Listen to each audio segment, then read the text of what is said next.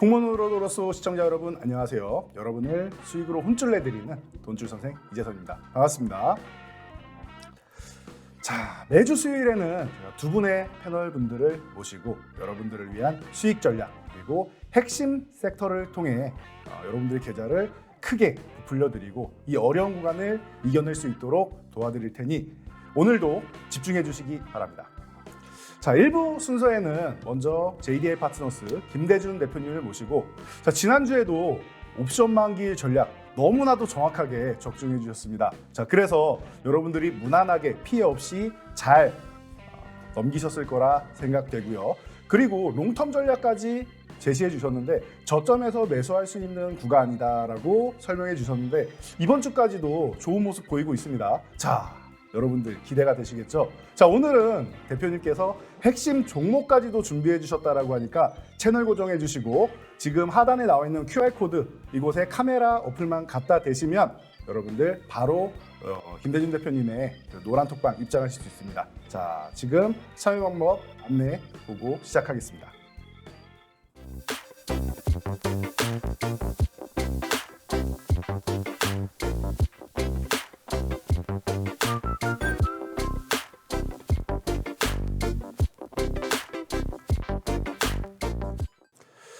네, 자 바로 여러분들 지난주에 너무 좋은 전략 주셨던 김대준 대표님 만나볼 텐데요. 야, 여러분들 덕분에 이 어려운 구간 CPI, PPI가 발표되는 구간까지도 잘 넘기셨습니다. 자, 김대준 대표님은 지난 한 주 어떻게 또 전략대로 잘 진행되셨는지 어떻게 보내셨는지 한번 질문 드려보도록 하겠습니다. 안녕하세요. 네, 안녕하십니까. 네, 대표님 어떻게 이렇게 정확하게 전략을 주셨나요? 주식 투자는 경험이라는 말씀을 지난 시간에도 말씀드린 것 같은데 네. 제가 오랜 기간 동안 시장에 참여하고 있으면서 네. 반복적인 패턴들이 시장에서는 계속 진행이 됩니다. 과거에도 이름, 종목, 형태만 바뀌었을 뿐이지 네. 위기나 찬스는 그때그때마다의 똑같은 모습으로 다가오기 때문에 과거의 경험을 통해서 지금의 장이 어떻게 변화하는지 여기에 대한 부분을 해석해서 여러분께 말씀을 드렸던 것뿐입니다. 그러니까 그동안 지금 제도권에서 20년 이상 경력이 있으시기 때문에 너무나도 많은 경험이 있으시겠죠. 자, 이 경험을 토대로 이번 전략도 너무나도 명확하게 여러분께 제시해 주셨는데요. 자, 그러면은 오늘도 좋은 전략 저희가 기대해 봐도 될까요? 네, 기대해 보셔도 됩니다. 네, 그럼 제가 시작부터 조금 무거운 질문을 하나 드려야 될 것 같아요. 네. 자, 주말에 카카오에서 데이터 센터 화재가 있었습니다. 네. 자, 그러다 보니까 이제 좀 우려감 가지시는 분들도 많았고, 그리고 이 이슈에 대해서 뭐 여러 가지 뭐 메신저에 대한 부분 아니면 다른 관리에 대한 부분이 나오고 있는데, 네. 자, 그러면 이 파장이 굉장히 큰데 이 그룹주에 대해서 먼저 한번 간단하게 좀 코멘트 해주시겠습니까? 그 이전에 네. 카카오 종목에 대한 투자자 성향을 한번 제가 설명을 드리려고 합니다. 네. 그 사회자께서는 네. 그 지금 현재 3천만 계좌, 네. 활동 계좌가 국내에 3천만 계좌가 있습니다. 네. 3천만 계좌에 있어서 가장 많은 투자가 되어진 종목이 어떤 종목일까요? 저는 삼성전자가 아닌가 당연합니다. 삼성전자가 한 600만 명의 투자자가 현재 보유를 하고 있고요. 네. 그럼 두 번째는 어떤 종목일까요? 두 번째는 이번 동학 개미 운동 시절에 카카오가 방금 말씀드린 맞습니다. 종목이 너무 핫하지 않았습니까? 카카오가 두 번째 종목이고요. 카카오는 150만 명의 투자자가 현재 보유를 하고 있는 종목입니다. 그래서 카카오의 최근까지의 주가 흐름과 앞으로의 전망에 대해서 많은 고민들을 가지고 계시고요. 네. 주가 흐름적인 측면에서도 지난 7월 약 1년 전만 하더라도 17만 원 수준에서 운용이 됐던 종목이죠. 그렇죠. 지금 5만 원이 깨진 상황입니다. 맞습니다. 4분의 1 토막이고요. 과거에 그 카카오나 네이버 같은 종목이 시가총액 3위, 4위였던 종목인데 네. 지금 뭐 7, 8위 정도 하고 있기 때문에 전체 가격적인 측면에서도 한 4분의 1 토막이 난 상태라고 볼 수가 있을 겁니다. 맞습니다. 카카오 이번 사태, 꼭 비단 이번 사태만의 그 주가 흐름 측면에서 해석이 아니고요. 지난 17만 원에서 네. 10만 원까지 내려간 과정에서의 주가 하락 요인은 네. 1차로 그 유상증자에 대한 하락 요인이 컸다라고 볼 수 있습니다. 그리고 두 번째로의 하락 파동이 나왔었죠. 10만 원에서 8만 원까지의 두 번째 하락 파동이 나오는 과정에서의 그 요인은 네. 정부의 규제였습니다. 맞습니다. 그리고 세 번째 8만 원에서 6만 원까지 내려온 주가 상황에서의 흐름들은 네. 외국인 투자자들의 매도였고요. 네 번째 최근에 4만 원 수준까지의 주가 하락이 나왔던 부분은 뭐 데이터 센터의 이번 요인도 있었고 네. 전반에 미국의 플랫폼 기업들이 하락하면서 시황에서 국내 플랫폼 기업 고평가돼 있다. 이런 시황에서의 부정적인 의견들이 노출이 되면서 하락의 모습이 진행이 됐다고 볼 수 있습니다. 네. 그러면 이번 데이터 센터의 문제만이 그 핵심적인 내용은 아니라고 볼 수 있습니다. 왜냐하면 우리가 주식시장에서 과거에 이러한 유사한 형태의 그 사고들이 여러 번 있었습니다. 시간을 좀 거슬러 올라가게 되면 지난 2011년도에 그 농협 그 데이터 센터가 멈추면서 3일 동안 그 은행 입출금 업무가 중단된 적이 있었습니다. 네, 굉장히 큰 사건이었죠. 큰 사건이었습니다. 네. 이때 이제 농협의 그 많은 이제 정부에서의 지침도 있었고요. 물론 상장된 주식은 아니지만 네. 어떤 압박들이 있었지만 그 이후의 상황은 시간이 지나고 나서 별 영향 없는 상황으로의 진행이 이제 수습이 됐고요. 네. 2014년도를 조금 이제 시간을 거슬러 다시 올라오게 되면 네. 그 카드사들이 개인정보 유출이 있었습니다. 맞습니다. 국민카드, 농협카드, 롯데카드 대략 한 1억 건에 대한 사상 초유의 개인정보 유출 사고가 있었습니다.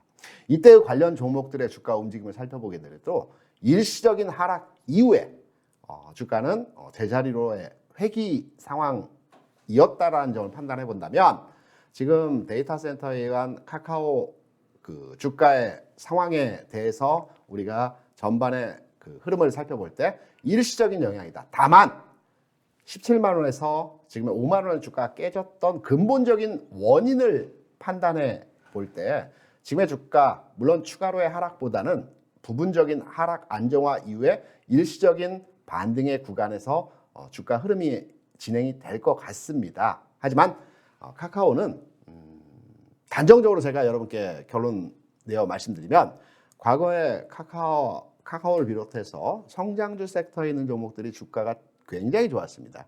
지난해 그 상황에서 성장 섹터 종목들이 좋았죠. 대표적인 종목이 SK케미칼, 그렇죠. 그리고 이차전지 관련주들, 네. 그리고 카카오 네이버들이 네. 지난 그 2021년, 20년 통해서 주가 상황이 굉장히 좋았는데요. 미국도 마찬가지입니다.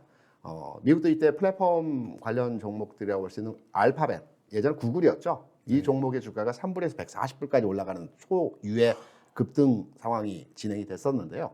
카카오도 주가 2만 원에서 17만 원까지 올라오는 상황이었는데 여러분 성장주는 무엇이고 가치주는 무엇인가라는 것은 저희 노란톡방에서 자세한 부분에 대해서 추가로 설명을 드리기로 하겠고요.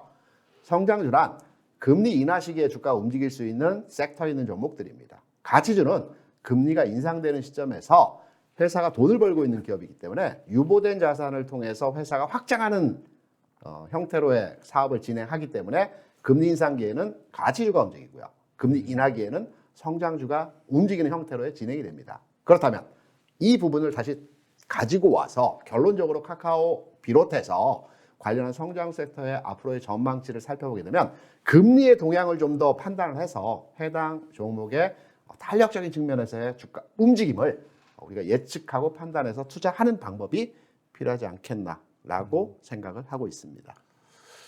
네, 대표님께서 제가 질문을 여러 개 해도 되는 부분을 한 번에 그냥 총체적으로 스토리텔링을 해주셨습니다. 자, 지금은 단기적인 이 이슈에 의해서 카카오가 흔들린 게 아니다. 기존에 워낙 많이 상승해 있었고 그리고 성장주 같은 경우는 금리 인상 시기에는 조금 여러분들이 보수적으로 보시고 지금은 가치주가 금리 인상기에 조금 더 확장할 수 있는 시기가 아니겠느냐라는 부분 여러분들이 꼭 확인하시고요. 자세한 내용은 노란톡방 입장하시면은 또 꾸준히 교육을 해주고 계시니까 지금 바로 입장하시면 됩니다.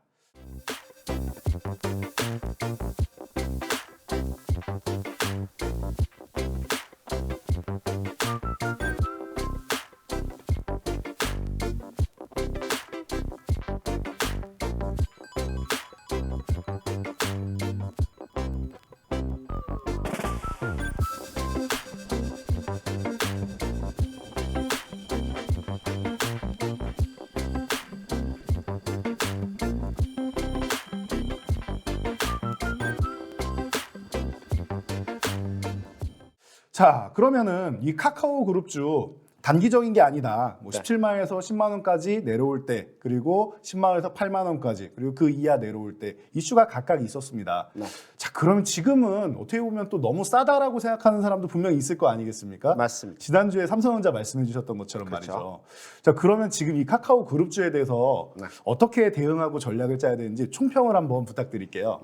카카오 그룹주 상장되어 종목들이 많습니다.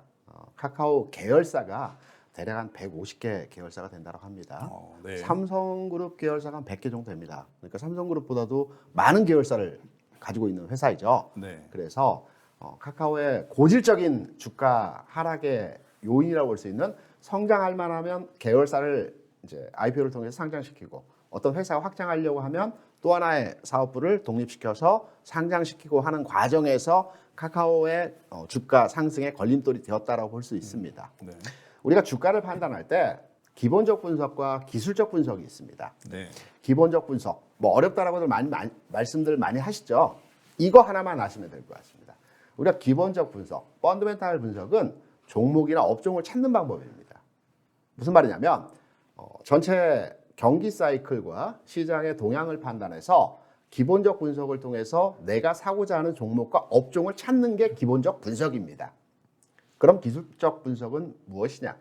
기술적 분석은요, 때를 사는 겁니다. 때를 잡는 겁니다. 매수 가격을 잡는 겁니다. 매도 가격을 잡는 겁니다. 그래서 카카오의 지금 현 시점에서의 주가 상황을 판단해 보게 된다면 제가 앞서서 큰 틀에 대해서 얼개를 여러분께 카카오에 대한 얼개를 짜드렸죠. 그러면 한 발 더 들어가서 내가 카카오를 가지고 있는데 이 종목에 대해서 지금 추가로 더 사야 되는 건지 아니면 잊어버리고 묻어둬야 되는 건지 또는 공격적인 투자자 입장에서는 지금이 찬스야. 지금 추가로 사서 단가를 좀 낮춰보겠다라는 분들 계시죠. 이런 분들에 있어서 기본적 분석에 대한 펀더멘탈 측면에서의 내용은 앞서 말씀드렸기 때문에 이제 구체적으로 시장에서 카카오에 대한 대응 전략에 대한 기술적 분석을 통해서 우리가 차트를 한번 들여다보면서 흐름과 타점, 픽업 포인트를 잡아보도록 하겠습니다. 차트 한번 같이 보시죠. 지금 카카오의 주가 흐름을 보게 되면 앞서 제가 잠깐 설명드린 대로 지난 7월, 8월 수준에서 그 17만 원 수준에서의 주가 상황에서 최근 4만 원 수준까지 5만 원이 깨지는 수준까지 하락이 진행이 되었습니다.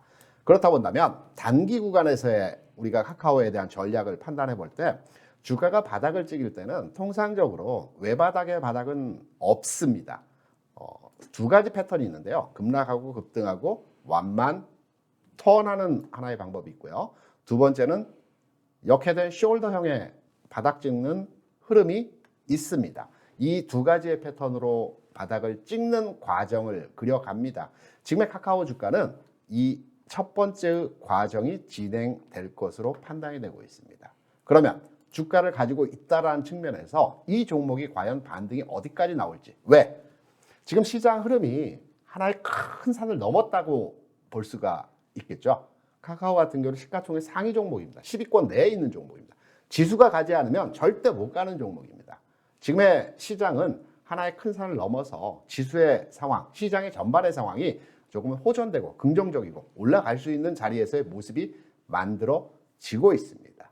여기에 주가의 탄력을 더하는 것이 해당 업종이 이 시장과 맞물려서 갈 수 있는 업종이냐 아니면 조금 느리게 움직이는 업종이냐 라는 측면에서의 접근이 다른 것입니다. 카카오는 첫 번째로 낙폭과대 종목입니다. 낙폭과대 종목이면 1차로의 반등을 줄 때 제가 여러분께 이 시간을 통해서 또 말씀을 드린 부분 있었고요. 또 노란톡방에서도 여러분께 설명을 드렸는데요. 이번 반등에서 카카오의 주가 반등의 가격은 차트에서 제가 찍어드리겠습니다. 모든 종목은 이 패턴의 흐름으로 만들어지게 됩니다.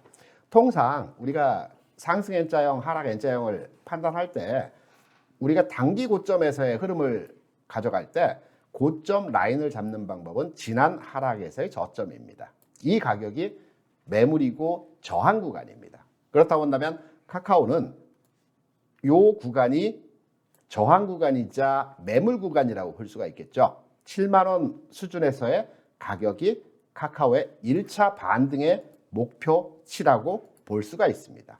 가격적으로 볼 때 앞서 흐름에서의 급락하고 급등하고 완만턴의 과정에서의 모습을 만들어갈 때 급락이 있고요. 급등 주면 7만 원까지 급등의 형태가 진행이 될 것 같습니다. 그리고 나서 한 번 더 제끼는 과정이 나타나고 이 두 번째 상승에서 어떤 수익이 날 만한 움직임이 진행이 될 만한 흐름에서의 모습이 나타날 수가 있기 때문에 지금 현재 우리가 카카오를 가지고 있다는 측면에서 접근을 해보게 되면 기술적 분석 측면에서 때를 잡는 측면에서 현재의 가격 시점은 바닥 시점입니다. 더 이상 빠지지 않는 절대적인 PBR 기준으로 200까지 내려온 수준이기 때문에 나는 현금 자산 여유 있다라고 판단하실 때 지금은 조금 추가 편입을 진행을 하셔서 7만 원 수준까지의 단가 수준이 오게 되면 일부 정리하고요. 좀 탄력적인 종목으로 교체하는. 왜? 제가 금리 인하기에 성장 섹터가 한다고 말씀드렸죠. 카카오를 비롯해서 제약, 바이오 섹터의 종목들은 지금 장에서 앞으로의 시장에서 주가 흐름이 긍정적으로 진행이 된다고 하더라도 탄력적인 측면에서는 좀 다소 떨어질 가능성이 있다라고 판단이 되고 있습니다. 그래서 효율적인 현 시점에서의 카카오에 대한 대응 전략, 현 시점 바닥권입니다. 추가로에 들어갈 여력이 있다라고 하면 매수를 진행하셔서 7만 수준까지의 1차 반등 목표점을 가지고 대응을 하시면 될 것 같습니다. 네, 카카오에 대해서 기본적 분석과 기술적 분석 양쪽으로 해서 크게 설명을 해주셨는데요. 기본적 분석은 여러분들이 아시는 기업의 내재 가치를 통해서 분석을 통해서 트레이딩하는 이 매매하는 투자 전략이라고 볼 수 있습니다. 자, 이 과정에서는 카카오가 지금 성장주이기 때문에 시장의 중심은 아니다라고 말씀하셨는데 그래도 기술적 분석으로 보면은 매매 타이밍을 포착할 수 있습니다. 바로 지금이 아니겠느냐 해서 보유하신 분들은 지금 구간에서 일부 추가 매수를 진행하시고 1차 반등 목표치 7만 원대 구간에서 한 차례 정리해서 탄력적인 종목으로 교체하시는 전략 제시해 드리도록 하겠습니다.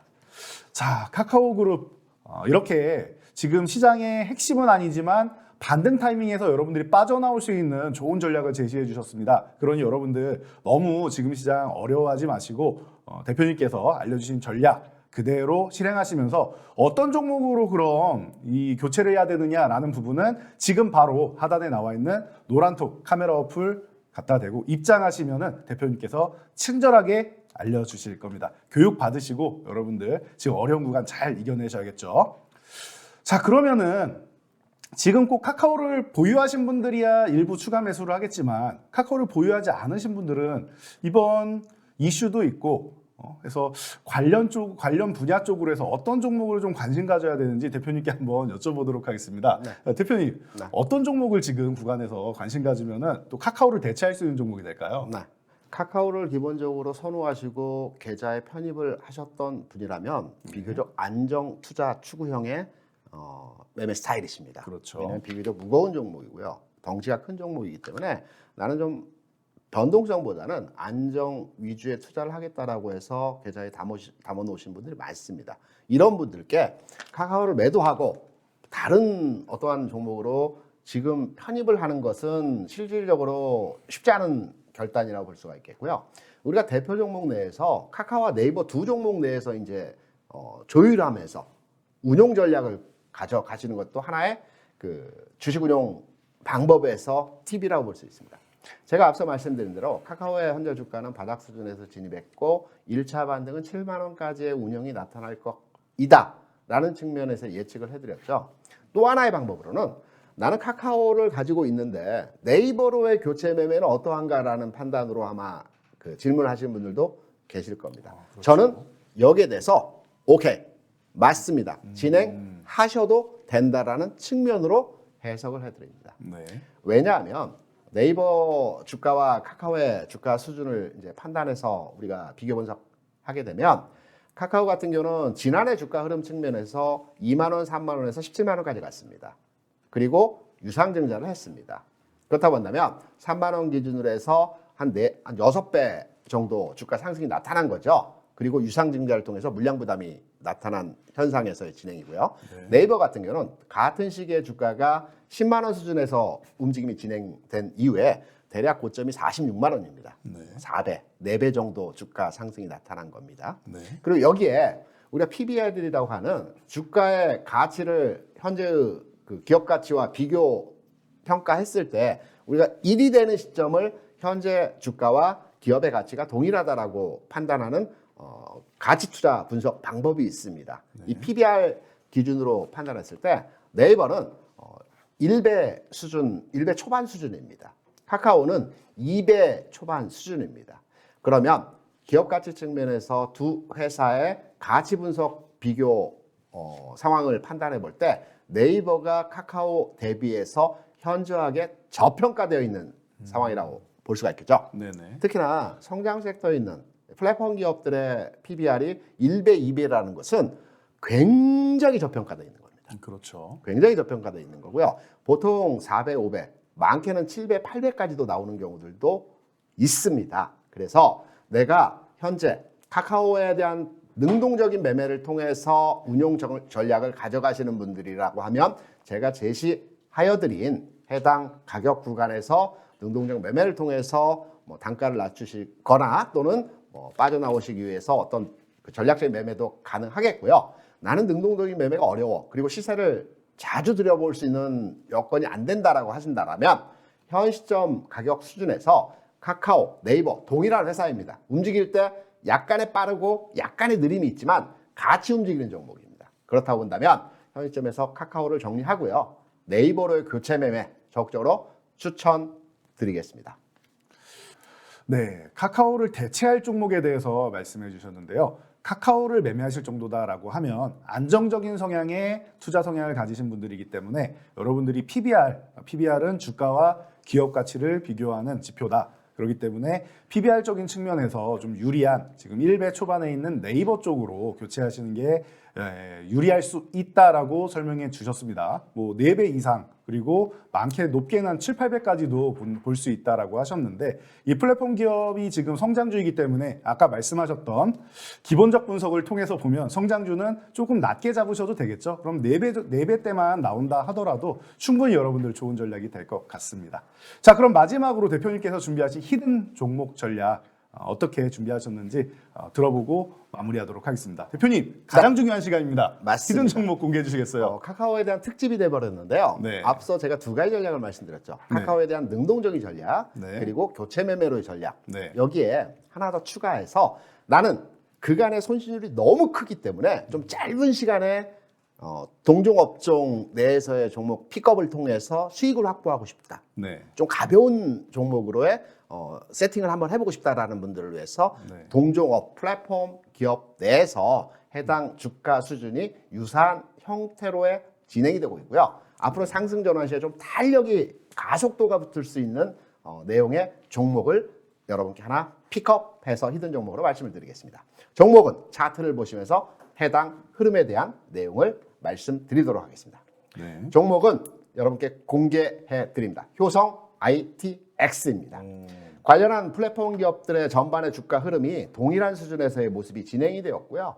마찬가지로 주가 바닥 수준에서 급락하고요, 급등하고 완만한 과정에서의 흐름이 진행이 되고 있습니다. 현재 저평가 구간입니다. 앞서 말씀드린 PBR 1배 수준입니다. 그리고 탄력의 흐름 측면에서 이렇게 상한가 근처까지의 상승률이 나오는 흐름에서의 모습이 진행되고 있기 때문에 현재 일부분은 네이버로 진행하시고요. 또 일부는 가격적인 탄력을 이용한 가벼운 종목으로의 전환도 가능하다.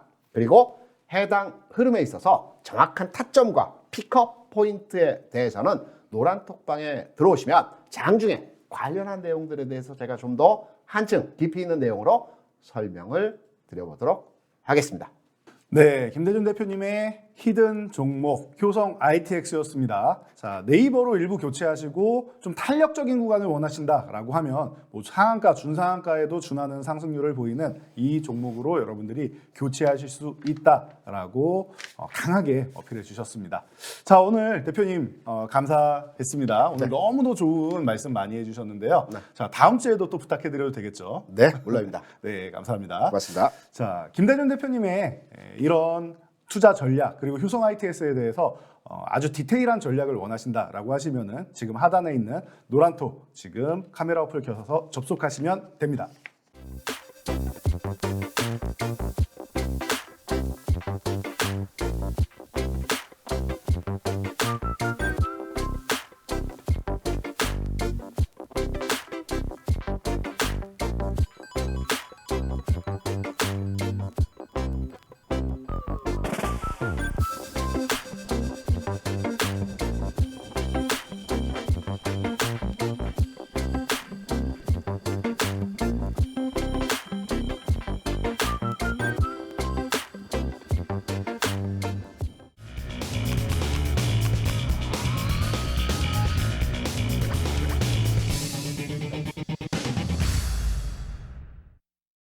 네, 2부에서는 여러분들의 계좌를 힐링시켜줄 주식치료사 JDI 파트너스의 이다운 대표님을 모시고 시장의 핵심 섹터를 확인해 보도록 하겠습니다.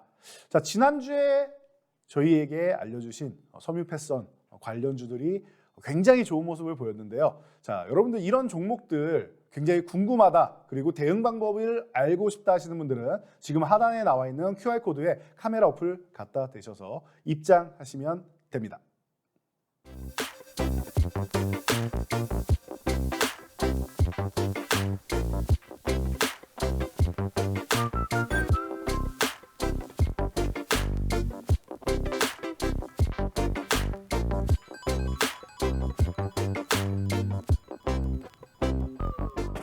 네, 지난주 환율 수혜주에 대해서 여러분들께 소개해 드렸는데요. 자, 이번 주에 굉장히 좋은 수익률을 보였습니다. 시장은 썩 좋지 않았음에도 불구하고 영업무역이 5% 중반대 그리고 한세실업은 무려 8%가 넘는 수익률을 보이고 있습니다. 자, 이다운 대표님 빨리 만나 뵙고 싶네요. 자, 종목들 어떻게 대응해야 될지 리뷰 좀 부탁드리겠습니다. 네, 안녕하세요. 지난주도 정말 힘든 한 주를 보내셨을 텐데요.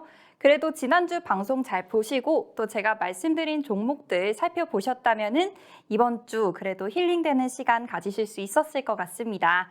먼저 영원무역 말씀드릴 텐데요. 환율 수혜주라고 제가 말씀드리면서 환율이 올라가면은 여러분 수익 잡을 수 있다고 말씀을 드렸어요.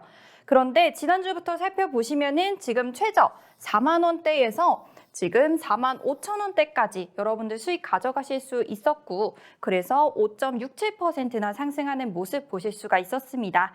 지난주에 미국 CPI 또 PPI 발표가 나오면서 환율도 상승했고 그러면서 우리가 말씀드렸던 주식도 상승하는 모습 확인하실 수 있었습니다.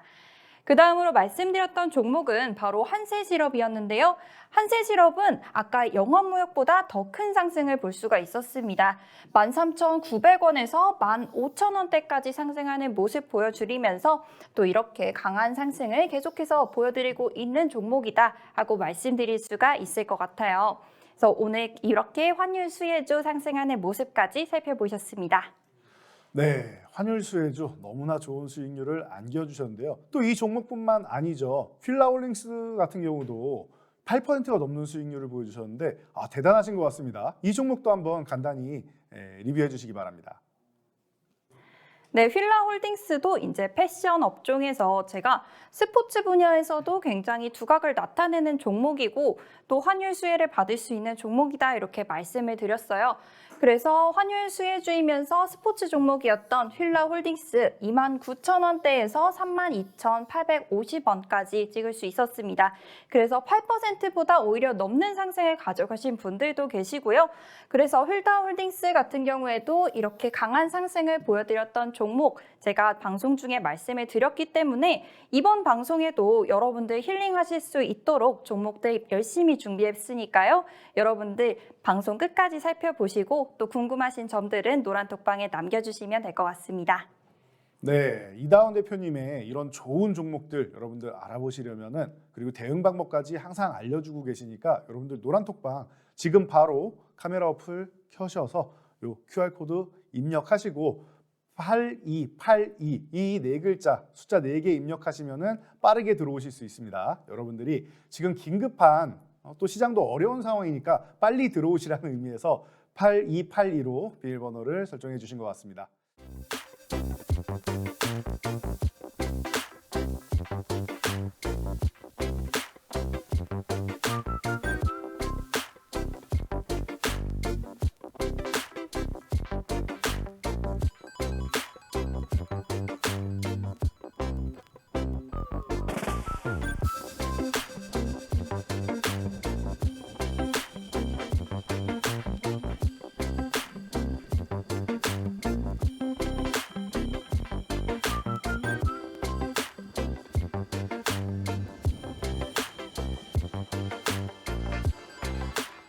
자, 그러면은 이 8282 이 문자대로 여러분들 오늘의 섹터도 빠르게 만나보고 싶을 거라 생각합니다. 오늘은 어떤 섹터 준비해 주셨나요?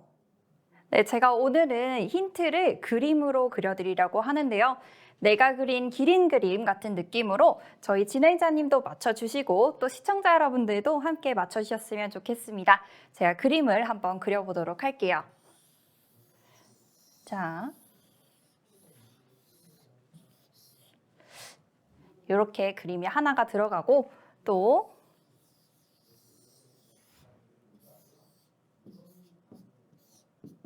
이렇게 제가 힌트를 드리도록 하겠습니다. 저희 진행자분은 어떻게 좀 감이 오늘은 오시나요? 이 과일 같은 게 하나 있고 사람의 입이 있는데요. 그렇다라고 하면 식품 관련주 같은 게 아닌가 싶습니다. 어떤 섹터를 준비해 주셨죠? 네, 과일이라고 말씀해 주셨는데 제가 사과를 그려봤고요. 또 옆에는 이렇게 사람이 입을 벌리고 있는데 사과를 이렇게 한 입 베어 물었다 해서 오늘은 애플 관련주 말씀해 드리려고 합니다. 지난주 그리고 또 그 지난주에 다 맞춰주셔가지고 제가 오늘은 힌트를 조금 어렵게 가져와 봤는데 다음 주부터는 그림을 좀 더 잘 그려보도록 할게요. 자, 그래서 애플 관련주라고 하면은 정말 너무나도 많은 종목들이 쏟아져 나오는데 한번 나눠가지고 얘기를 해보려고 해요. 첫 번째는 애플 관련주 하면은 대표적으로 생각나는 거 바로 아이폰 관련주 준비해봤고요. 아이폰 관련주는 단기적으로 또 장기적으로도 가져가실 수 있는 종목들 준비해봤습니다. 그리고 이어서 애플카와 애플페이 관련주들도 준비해봤으니까요. 오늘 방송 끝까지 함께 해주시기 바랍니다. 네, 오늘 이다운 대표님께서 애플 관련주 준비해 주셨는데요. 맞습니다. 지금 이슈가 참 많이 되고 있죠. 아이폰 14 그리고 애플카 기대감 가지고 계신 분들 많을 거고 이번에 또 애플페이가 한국에 상륙하지 않겠습니까? 또 카카오 화재 데이터 센터 화재로 인해서 또 수혜도 받고 있는데 굉장히 궁금해 하실 거라 생각합니다. 바로 만나보도록 하겠습니다. 네, 애플 관련해서 먼저 아이폰 관련주 말씀드린다고 했는데요.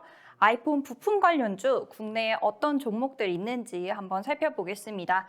이렇게 제가 오른쪽에 공급 기업 현황을 띄워드렸는데 LG이노텍, 하이비전 시스템, 그리고 BH, 삼성 디스플레이 이렇게 많은 대기업들과 또 유명하게 여러분들 많이 들어보셨을 기업들이 있습니다. 오늘 이 중에서도 제가 말씀드릴 종목은 바로 LG이노텍과 BH입니다. 이렇게 두 종목 오늘 일단 설명드리도록 할게요. 일단 이 두 종목이 상승하기 위해서 가장 중요한 거는 아이폰이 얼마나 팔리느냐의 문제일 것 같은데요. 아이폰 11, 12, 13 지난 모델이 13이었죠. 계속해서 6개월간 얼마나 매출이 있었는지 또 11개월간 얼마나 매출이 있었는지 보시면은 계속해서 상승하는 모습 그리고 이 상승세가 꺾이지 않고 있는 모습도 확인하실 수가 있습니다. 그리고 여기서 좀 더 눈여겨보셔야 될 점은 6개월 동안의 매출량보다 11개월간의 매출량이 더 크게 상승하고 있다는 점. 그래서 여기 격차가 계속해서 벌어지고 있는 거 확인되시죠? 이런 점이 있어서는 여러분들이 어떻게 해석을 하셔야 되냐면 아이폰이 과거에는 이번 달에 나왔으니까 이번 달에 꼭 사야지. 이번 달까진 꼭 사야지 사람들이 이렇게 구매를 했었는데 이제는 그렇게 시기에 구애받지 않고 그냥 핸드폰이 망가지거나 아니면 이번 핸드폰을 좀 바꾸고 싶다는 생각이 들면은 그때 다시 아이폰을 산다는 거죠.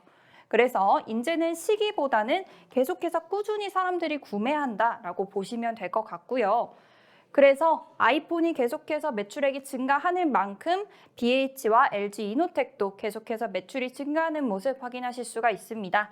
LG 이노텍도 상승세를 계속해서 가지고 있고 또 BH도 상승세를 가지고 있는데 두 종목 모두 최근에 들어서 상승폭이 더 커졌다는 거 확인하실 수가 있겠죠. 그리고 아이폰 관련주들 같은 경우에는 약간 특이한 현상이 있는데요. 아이폰이 발표되고 나면은 이렇게 몸통 긴 파란색을 나타내면서 하락하는 모습들을 확인하실 수가 있습니다.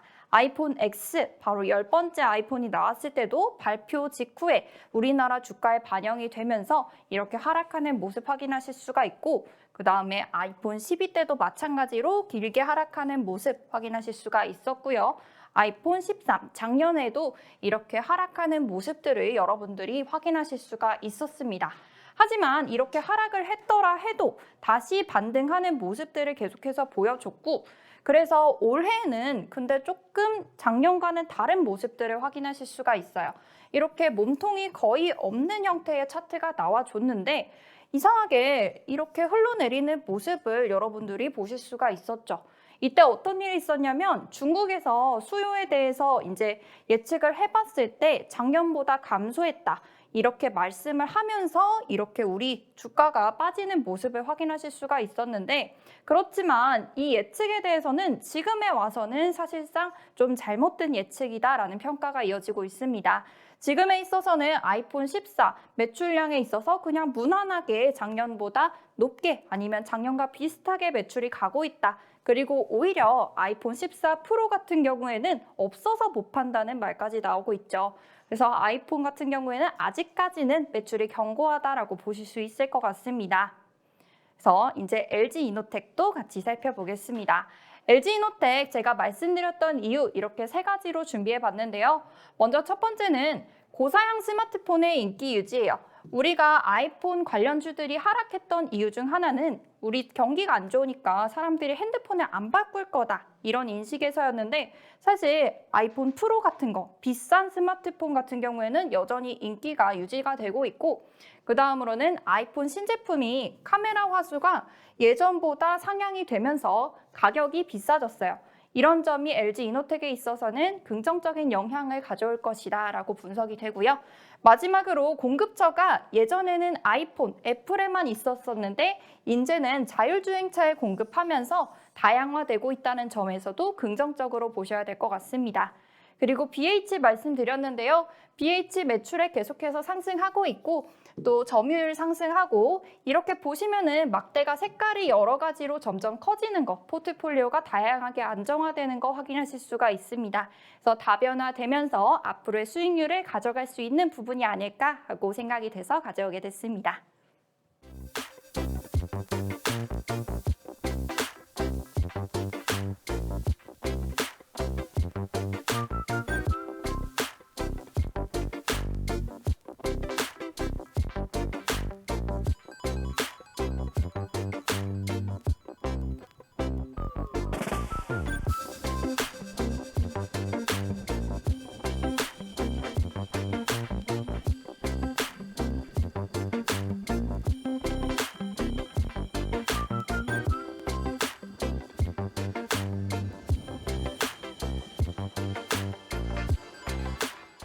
네, 아이폰은 출시 이후에 주가가 보통 하락을 하게 된다. 그래서 관련주들인 LG 이노텍, BH 출시 후에 하락을 하는데 선반영돼서 상승한 만큼 그 후에는 주가 하락이 나온다. 그리고 나서 제자리를 찾아가는 과정이 반복된다라는 것 여러분들 참고하시면 되겠고요. 자, 두 종목 여러분들 소개해 주신 LG 이노텍, BH 유심히 관심 있게 보시면 좋을 것 같습니다. 그래서 아이폰 관련주 여러분들이 지금 여러분들 크게 걱정하지 말고 매수 그리고 보유하셔도 되는 구간으로 보입니다.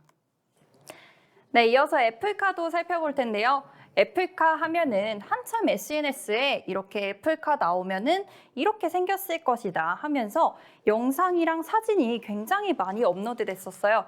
그래서 애플카가 나온다면은 실제로 우리가 누릴 수 있는 것들이 어떤 게 있을까? 우리가 3가지 준비해 봤는데요. 유리창 투명도가 조절되고 차량 제어가 되는 스마트키, 그리고 운전을 손짓으로 할 수 있다. 정말 영화에서만 보던 그런 기술들을 우리가 사용할 수 있을 것이다 하는 기대감이 들고 있습니다. 애플카가 실제로 나올 건지, 그리고 실제로 나온다면 사람들이 살 것인지, 그것도 정말 여러분들이 궁금해하실 부분일 것 같은데요. 지금 애플카 현황 한번 보시면은 2025년에 출시 예정으로 애플이 계속해서 일을 하고 있다고 합니다. 그리고 2022년 기준으로 자동차 특허가 248건, 이렇게 기술 개발에 힘쓰고 있다는 점 여러분들이 확인해 주셔야 될 것 같고요. 마지막으로는 M&A가 계속해서 진행되고 있다는 거 보셔야 되는데요. M&A 현황도 한번 보시면은 2019년에는 드라이브 AI라는 기업을 인수했어요. 이게 스타트업이었는데 여러분들이 자율주행차 전문 스타트업을 인수했다는 점, 여기에 있어서 애플이 얼마나 이 애플카 사업에 힘을 쓰고 있는지를 확인하실 수가 있고, 그리고 이렇게 투자를 하거나 지분을 투자하면서 전기차와 자율주행차 업계에 있어서 애플이 많은 투자를 갖고 있다는 점에서는 여러분들이 애플카가 진짜로 이제 나오지 않을까 하는 기대를 해보셔도 될 것 같습니다. 그리고 실제로 나온다면은 이걸 사람들이 살 것이냐라고 생각을 하실 것 같은데요. 한번 소비자 선호도를 조사해 봤을 때 애플카는 아직 나오지도 않았잖아요. 그런데 토요타와 혼다에 이어서 지금 3위를 차지하고 있는 거 확인하실 수가 있고, 그리고 좀 더 놀라운 점은 지금 테슬라, 이미 많은 사람들이 사용하고 또 좋아하는 기업이죠. 그런데 이 기업보다도 오히려 사람들이 선호도가 높다는 점, 여기서 약간 놀라운 느낌을 받으실 수가 있을 것 같고, 그래서 실제로 테슬라를 사용하는 유저들도 애플카가 나온다면 옮길 의향이 있다, 이런 조사도 있었죠. 그래서 애플카가 나온다면 이 수요에 있어서는 걱정하실 필요가 없을 것 같습니다. 그러면 이 실제로 애플카가 나온다면 우리나라 주식에 있어서 어떤 종목들이 수혜를 받을 것인지, 사실 그게 가장 궁금하실 텐데요. 애플카가 나온다면 그 위탁 생산을 할 이 시나리오를 한번 4개 정도 정리해봤습니다. 먼저 지금 폭스콘, 항상 아이폰을 위탁 생산하던 업체인 폭스콘에서 계속해서 애플카도 생산할 것이라는 첫 번째 예상. 그리고 두 번째는 현대차, 기아차에서 위탁 생산할 것이다. 그리고 세 번째는 LG 같은 경우에는 아이폰, 애플이 나오면서 계속해서 수혜를 많이 받았던 기업인데 여기서 생산할 것이다. 그리고 마지막으로는 카누를 인수할 것이다 라는 추측까지 나오고 있습니다. 각각 어떤 곳에 좀 더 많은 확률이 있을지, 우리가 이 모든 종목을 다 내 계좌에 담을 수 있다면 참 좋겠지만 사실 그게 어려우니까요. 우리 오늘은 한번 화승 RNA로 집중해서 보도록 하겠습니다. 화승 RNA는 앞서 말씀드렸던 폭스콘에 관련된 기업인데요. 폭스콘 같은 경우에는 미국에서 첫 전기차를 생산하고 또 계속해서 이런 것을 보여주고 있기 때문에 여러분들이 폭스콘이 앞으로 애플카를 생산할 기업이다라는 확률이 좀 더 높아 보이더라고요. 그리고 애플카 같은 경우에는 최근에는 조금 애플카에 있어서 애플이 주춤한 성적을 보였지만 이제 올 연말부터는 재가동할 것이다 라는 보도와 함께 여러분이 애플카에 관련된 종목들 좀 더 자세히 살펴보셔야 할 것 같습니다.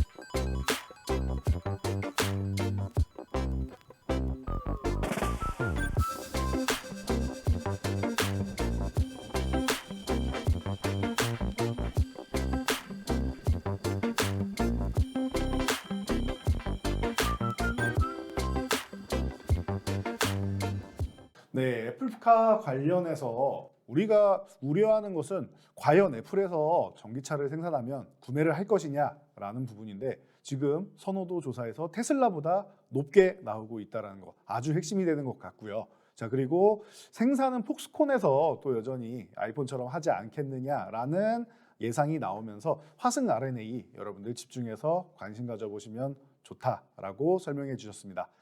자, 그러면은 요즘 시장을 뜨겁게 달고 있는 이 애플페이 관련주들 이번에 소개해 주신다고 했는데 빨리 알아보고 싶네요.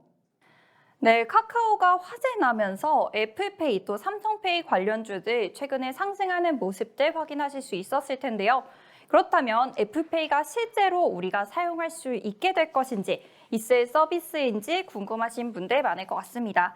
최근에 이 현대카드 이용 약관이 누출되면서 이제는 실제로 우리가 애플페이를 사용할 날이 얼마 남지 않았다 하는 말들이 많이 나오고 있는데요. 11월 30일이라는 구체적인 일정까지 나오면서 이용 약관이 실제로 존재하는 게 아니냐 하는 생각이 많이 들고 있습니다. 그러면은 애플페이 관련주들 어떤 게 있는지 살펴봐야겠죠. 애플페이 같은 경우에는 현대카드에서 국내 벤사와 협의를 진행하고 있다라는 보도가 많이 나오고 있는데요. 현대카드 같은 경우에는 상장된 종목이 아니기 때문에 지금 협의를 진행하고 있는 세 기업을 살펴보시면 될 것 같습니다. 이 세 기업 중에서도 키스정보통신은 상장된 기업이 아니죠. 그러면 우리는 상장된 기업, 이렇게 한국정보통신과 나이스정보통신을 함께 살펴보시면 될 것 같은데요. 애플페이가 한국에 상륙할 것이다. 이 소식은 굉장히 오래전부터 나온 소식이지만 최근에 있어서는 구체적인 일정이 나오면서 좀 더 임박했다 하는 보도가 나오고 있습니다. 실제로 한국정보통신 같은 경우에는 9월 7일에 있었던 애플페이 상륙 소식에 상한가를 기록하기도 했고요. 그리고 나이스정보통신도 이렇게 높은 상승률을 보여줬습니다. 나이스 정보통신도 13%대 상승을 하면서 높은 상승률을 보여줬습니다. 한국정보통신과 나이스 정보통신 한번 기업 현황 살펴보시면은 한국정보통신과 나이스 정보통신이 전체 벤사의 3분의 1 정도를 차지하는 점유율, 큰 점유율을 가지고 있기 때문에 앞으로 애플페이가 들어온다면은 이 두 기업의 수혜가 갈 것이라고 예상이 되고요. 그래서 최근에 있어서 한국정보통신 같은 경우에는 또 한 번의 상한가를 기록했죠. 이제 이날에 우리가 카카오 화재로 인해서 애플페이와 삼성페이가 수혜를 받았고 또 여기에 있어서는 우리 아까 말씀드렸던 11월 30일이라는 구체적인 일정이 담긴 이용 약관이 보도가 되면서 상한가를 기록하기도 했습니다. 그리고 나이스 정보통신 같은 경우에는 아까 한국정보통신보다는 조금 상승률이 떨어졌지만 그래도 높은 상승률을 기록하고 있고 또 계속해서 매출액이 증가하고 있다는 점에 있어서도 기업 자체만으로도 충분히 여러분들이 투자할 만하다 해서 말씀드리게 됐습니다. 이렇게 해서 애플페이 관련주까지 살펴봤는데요. 그러면 마지막으로 말씀드릴 히든 종목도 한번 설명을 드리도록 하겠습니다. 히든 종목 같은 경우에는 이렇게 우리가 애플카, 아이폰, 애플페이 해서 세 가지로 나눠서 살펴봤는데 이 중에서 두 가지에 해당하는 수혜주가 되겠고요. 그 다음으로 또 하나의 힌트를 드리자면 애플카의 부품을 공급하기 위한 TF팀을 만들어서 대응하고 있는 기업이다. 해서 애플카가 이제 실제로 나온다면 수혜를 받을 수 있는 종목이다 하고 말씀을 드릴 수 있을 것 같아요. 궁금하신 분들은 노란톡방 들어오시면 알려드리도록 할 테니까요. 방송 끝나고 노란톡방 꼭 들어오시기 바랍니다.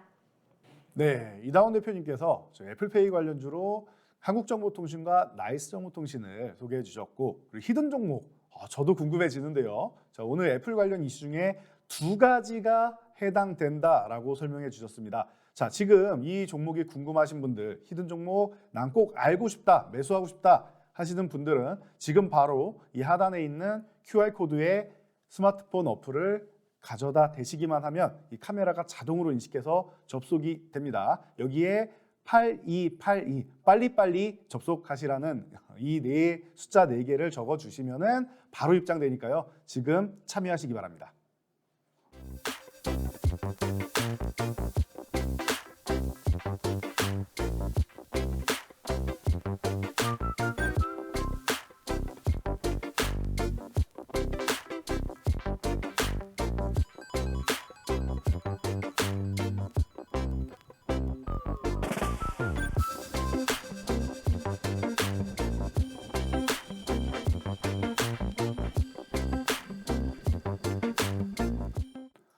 네, 오늘 풍문으로드로소 1, 2부 통해서 여러분들께 시장 관련된 이슈 그리고 향후 핵심 섹터에 대해서 확인해 보았습니다. 지난주에도 굉장히 좋은 수익률 안겨드렸는데요. 자, 이번 주에도 여러분들을 위해서 여러분들 계좌를 치료해드리고 힐링시켜드릴 종목들 많이 준비했으니까 지금 바로 여러분들 입장하시고 그리고 다음 주에도 여러분들이 더 좋은 종목 만나보실 수 있도록 저희 투문로드로서에서 준비하도록 하겠습니다. 오늘도 모두 수고하셨습니다. 좋은 하루 되세요.